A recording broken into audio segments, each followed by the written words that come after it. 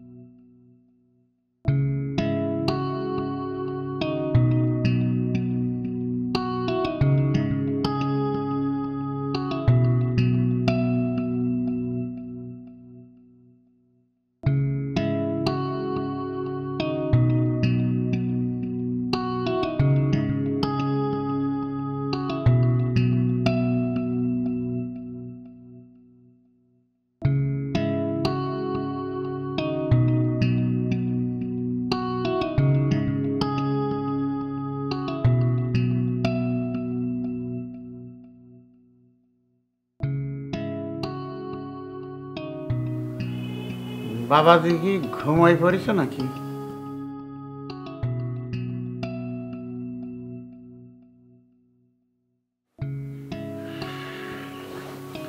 চাচা কিছু বলবেন? ঠিকই ধরেছ বাবা, কিছু বলার জন্য আইছি। বলেন। এই অপলার কাছে শুনলাম তুমি নাকি কি একটা ঝামেলায় আছো। কিসের ঝামেলা? এত কিছু আপনি শুনে কি করবেন? হয়তো কিছু করতে পারবো না, তবুও কৌতূহল তাই। বেশি কৌতূহল ভালো না, আপনি আপনার রুমে যান, রেস্ট নিন, যান। সরি বাবা, তুমি রাগ করিস? একটু রাগ তো করেছি, হেল্প করতে পারবেন না, কিন্তু ঘটনাটা শুনতে চাচ্ছেন কেন? ঘটনা শুনে আপনি কি করবেন? অন্যের দুঃসংবাদ শুনতে খুব ভালো লাগে না? সি বাবা, এটা তুমি কি করছো? আমি ভাবিলাম তোমার সমস্যার কথাটা আমার কাছে কলি তোমার নিজের একটু হালকা বোধ হতো, সেই জন্যে। একমাত্র 5 লক্ষ টাকা, 5 লক্ষ টাকা যদি কেউ আমাকে দিতে পারে তাহলে আমার কাছে সবকিছুই হালকা হয়ে যাবে। পারবেন? পারবেন আমাকে 5 লাখ টাকা দিতে? তা তো পারবেন না, তাহলে শুধু শুধু ঘটনা শুনতে চাচ্ছেন কেন? কি দরকার আপনার শোনার? মজা নেবার জন্য কেন?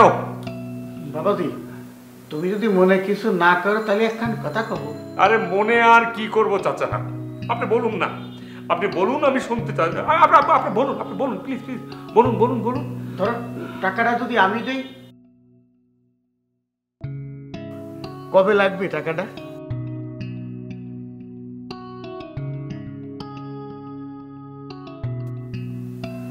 কি বলছেন? আপনি আমাকে টাকা দেবেন? আপনি এত টাকা কোথায় পাবেন চাচা? আরে গ্রামে আমার জমি আছে না, তোমার বিপদের সময় যদি ওই জমি কাজে লাগানো না যায় তাহলে জমি রেখে কি হবে? সাতকলি আমার কেউ আছে নাই। আপনি আমাকে টাকা দেবার জন্য জমি বিক্রি করে দেবেন? কেন দেব না? তোমাকে বিপদ আপদ আমি দেখবো না? তোমরা আমার দেখতেছো না? হ্যাঁ, টাকাটা কবে লাগবে কও, 2 দিনের মধ্যে আমি তোমার টাকা ব্যবস্থা করে দেবো। তুই মোটে টেনশন করি না। চাচা, আমি আমি আপনাকে যে কি বলবো চাচা। চাচা, আপনি আমাকে মাফ করবেন চাচা। বিশ্বাস করেন, আমার মনের অবস্থা ভালো ছিল না চাচা। আমি অনেক সময় আপনার সঙ্গে অনেক বাজে ব্যবহার করেছি চাচা। আমি ইচ্ছে করে করিনি। আপনি আপনি আপনি আমাকে মাফ করে দিয়েন চাচা। বিশ্বাস করেন, আমার মাথা ঠিক নেই। আমি খুবই বাজে সিচুয়েশনের মধ্যে দিয়ে পার করছি। আমি আমি আপনাকে বলে বোঝাতে পারবো না চাচা। আমি আমি আমি আমি কতটা বাজে অবস্থার মধ্যে আছি। বাবাজি, আমি কিছু মনে করিনি। কয়দিন তারপর তোমার মন মেজাজ খারাপ দিয়েছি তো, তাই কৌতূহল বশত তোমারে এটা সেটা জিজ্ঞেস করেছি। তুমি কোনো টেনশন করি না, তোমার টাকার ব্যবস্থা আমি করে দেবো, এটা আমার ওয়াদা। আর তুমি কথা লাগবে কিছুর জন্য, ওই 5 লাখ টাকা আমি 2 দিনের মধ্যে তোমার এনে দেবো। আমি তোমার কথা দিচ্ছি বাবা, কথা। আমি কথা কথা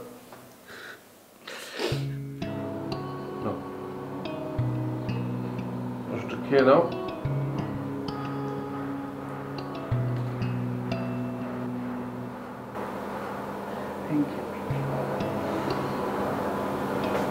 মা, আমি ঠিক আছে বাবা, আমার তেমন কিচ্ছু হয়।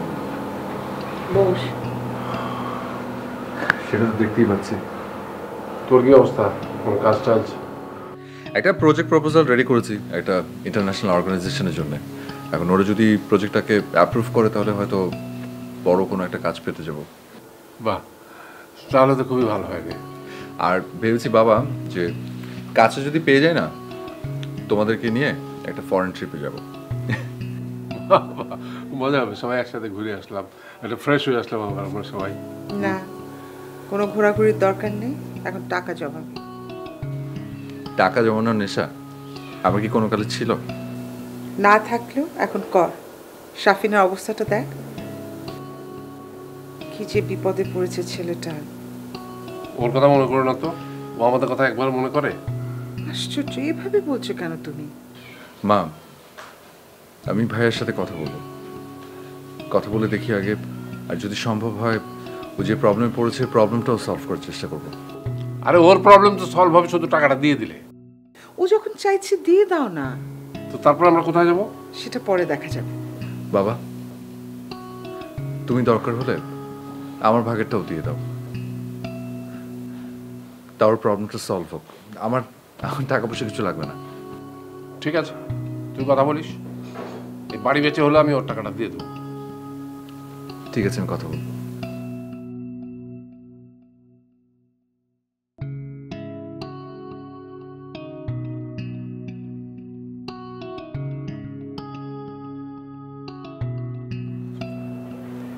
তুই হঠাৎ আমাকে এখানে ডেকে আনলি?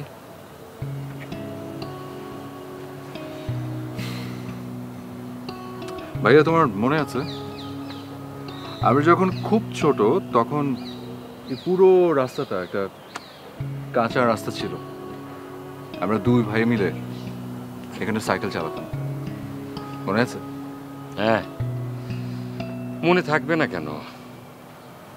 তো তুই কি আজকে আমাকে এই স্মৃতিচারণ করার জন্য ডেকে এনেছিস?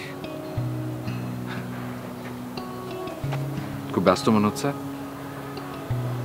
হ্যাঁ, একটু ব্যস্ত। না, আমি স্মৃতিচারণ করার জন্য তোমাকে এখানে ডাকিনি। হঠাৎ তোমাকে দেখে মনে পড়ে গেল। অনেক বড় একটা সমস্যা পড়েছে শুনলাম। হ্যাঁ, বাবা বলেছে বাড়ি বিক্রি করে হলো তোমার টাকা দেবে। হঠাৎ বাবার মত পরিবর্তন? জানি না, আমাকে বললো তোমাকে বলার জন্য। বাবাকে বলে দিস আপাতত তার টাকা আমার লাগবে না, সমস্যার একটা সমাধান হয়েছে। তাই নাকি? ও তাহলে তো ভালোই।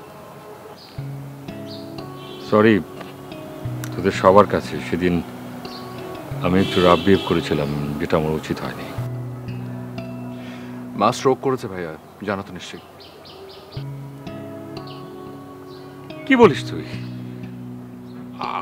আমাকে কেউ জানায়নি? তুই তো একবার আমাকে ফোন করে বলতে পারতি।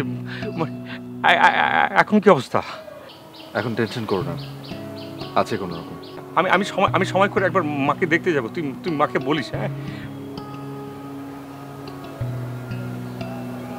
ভাইয়া, আমি সেই পুরনো দিনগুলোর মতো আমি পুরনো ভাইটাকে হারাতে চাই না।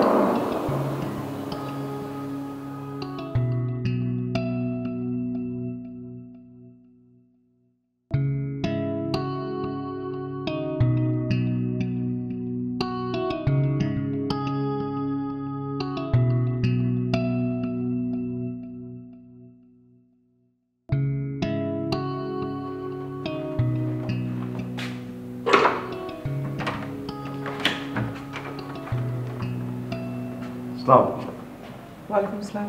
আপনি? আমি অ্যাডভোকেট মিজানুর রহমান। অ্যাডভোকেট? কি ব্যাপার বলুন তো। এটা অর্ক সাহেবের বাসা না?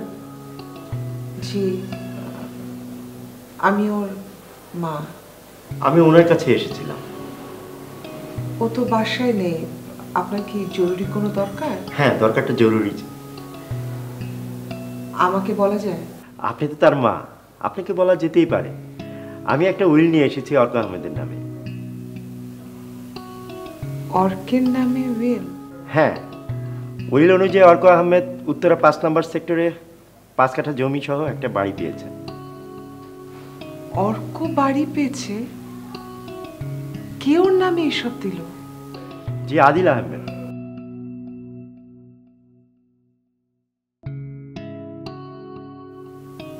আদিল? Madam, any problem? আপনি ঠিক আছেন তো? জি আচ্ছা, ঠিক আছে। আপনার যদি আপত্তি না থাকে আমি কি একটু ভিতরে বসতে পারি? অর্ক সাহেবকে এই পেপারগুলো বুঝিয়ে দিয়ে যাই।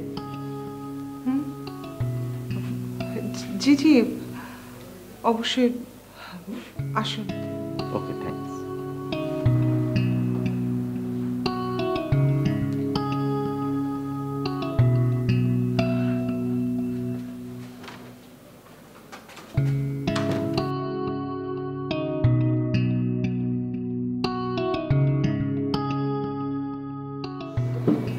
জানো, আজকে অর্ক এসেছিল। তাই নাকি? কোথায়, অফিসে? না, বাইরে। কেন, এখন আমার তার কি দরকার? বাবা নাকি আমাকে টাকা দিতে চেয়েছে। বাবা, এতদিনে তাদের সুমতি হলো? আসলে সেদিন আমিও বাবার সাথে অনেক বাজে ব্যবহার করেছিলাম। তোমার আর কি করার ছিল? তুমি যে সিচুয়েশনের মধ্যে ছিলা সেই দিন। তারপরও অপলা, এটা করা আমার ঠিক হয়নি। মা তো স্ট্রোক করেছিল। সব নাটক, বুঝলে? সব নাটক। তোমাকে অপরাধী বানানোর জন্য নাটক সাজানো হচ্ছে।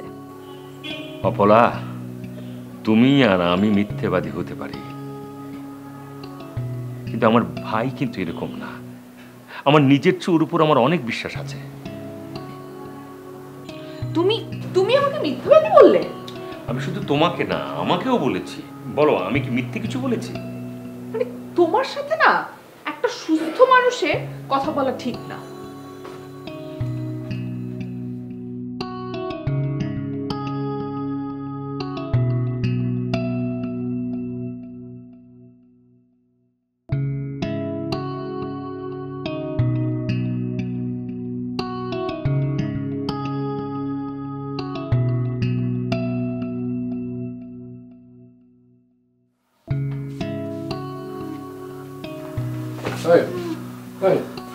কি হয়েছে? তুমি অসুস্থ শরীরে কাজ করতে এসো কেন? মাথাটা হয়তো একটু চক্কর দিয়ে উঠলো। বসো তো, বসো বসো বসো বসো। তোমাকে না ডাক্তার কাজ করতে নিষেধ করেছে। কি হয়েছে? ওই ড্রয়িং রুমে একটা লোক বসে আছে, লোক কে? অ্যাডভোকেট আদিল। আদিল ওকে পাঠিয়েছে। আদিল? আদিল আহমেদ? এত বছর পর কেন? ওই যে উত্তরার বাড়িটা, সেটা অর্ককে বিল করেছে, সেটাই বুঝিয়ে দিতে এসছে। এখন আমি অর্ককে কি বলবো? তুমি শান্ত হও, আমি দেখছি কি করা যায়। আমার তো খুব ভয় লাগছে, সব কিছু কেমন এলোমেলো হয়ে গেল না? আর কিচ্ছু এলোমেলো হবে না, তুমি একটু শান্ত থাকো তো। ও যদি অর্ককে আমার কাছ থেকে কেড়ে নিয়ে যায় তাহলে? তুমি না মা, মাদের ভয় পেলে চলে না। আমি কিছু বুঝতে পারছি না, তুমি কিছু একটা করো প্লিজ। আচ্ছা ঠিক আছে, আমি দেখছি, আগে জানতে হবে কেন এসছে।